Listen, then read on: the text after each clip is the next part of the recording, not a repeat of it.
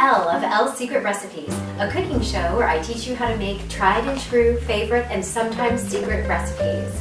And in celebration of St. Patrick's Day, we are making the Irish-American traditional meal, corned beef and cabbage. And we're making it in a slow cooker or crock pot. And what's unique about this recipe is that in Ireland, the Irish don't even eat corned beef and cabbage on St. Patrick's Day. It's actually something that was made popular here in America when immigrants from Ireland moved to America.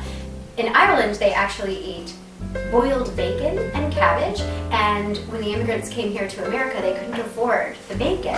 So they substituted the bacon for the kosher beef brisket that they could find at the local Jewish butcher shops. So it's actually the corned beef brisket is actually a Jewish tradition, and I've also heard that many immigrants lived in areas that were very strongly populated with German and Polish butchers, and that's where they had access to the corned beef brisket.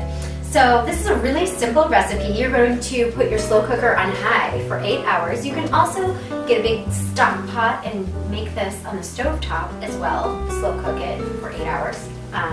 But we're going to start with, we've got 4 pounds of beef brisket, and you buy the corned beef brisket in the supermarket at the butcher shop. It also comes with a spice packet, so that's what you definitely want to be looking for. Your corned beef will come with a spice packet, and we've got 10 potatoes, 4 carrots. We're going to be using half a head of cabbage and a quartered onion and Guinness beer, very Irish, and water.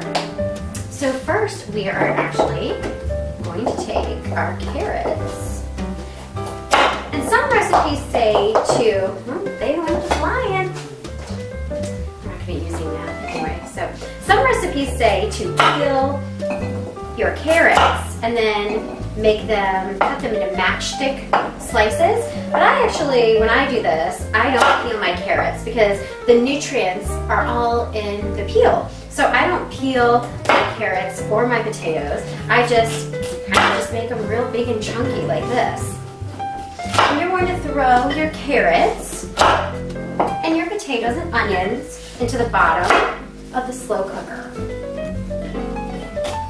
So anybody who doesn't want to eat the carrots or the potatoes can just pick them out. It's kind of like a stew, actually. And you can just quarter your potatoes.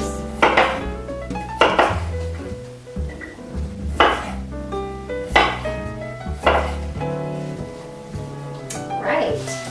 And now we're going to quarter our onion.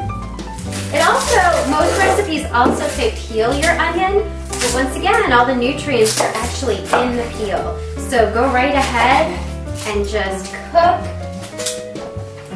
the peel of the onion. Same with garlic as well.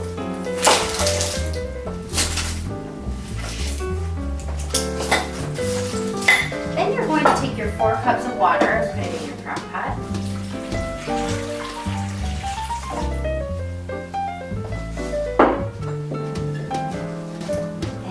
Take our brisket. This is our big old 4 pounds of brisket. Put it right on top. Now, whenever I cook a roast or corned beef or brisket like this, I like to take my big knife and cut a few slits in it. And that helps all your spices and your juices get right down into your roast.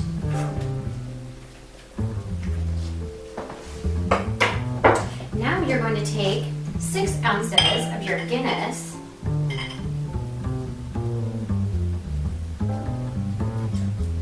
pour that right on top.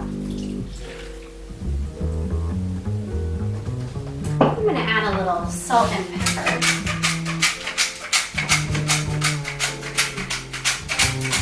Salt always brings out and enhances the flavor of anything you're cooking.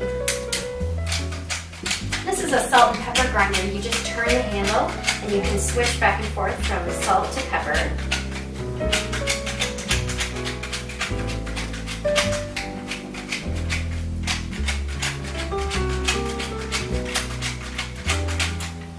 Then we're going to take our spice pack that came with the brisket and just sprinkle it on top. then you're wondering, what's with the cabbage? Well, actually, we're going to cook this for 7 hours on high, and then an hour before it's done, we will chop up half of this, shred it, and then lay it on top. And that will be our corned beef and cabbage. So I will see you in 8 hours. Our corned beef has been cooking for 7 hours in our crock pot. So now we're going to add our chopped cabbage. And you just layer that, break it up, and layer it on top. And this is going to cook for 1 more hour in the crock pot, and then it will be ready. Our Irish American corned beef and cabbage dish is complete. Let's take a taste. Now I'm going to eat this just on its own, but you can put it on bread, a baguette slice, or a croissant.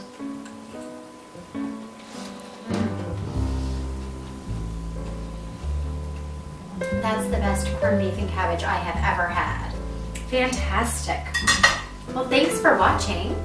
And if you want to be on our show, send in your recipe, and you and your recipe might show up on our next show. Julia Child said, "One is not born a great cook, one learns by doing." And that's how I learned to cook and why we have this show. Thanks for watching, and we'll see you next time.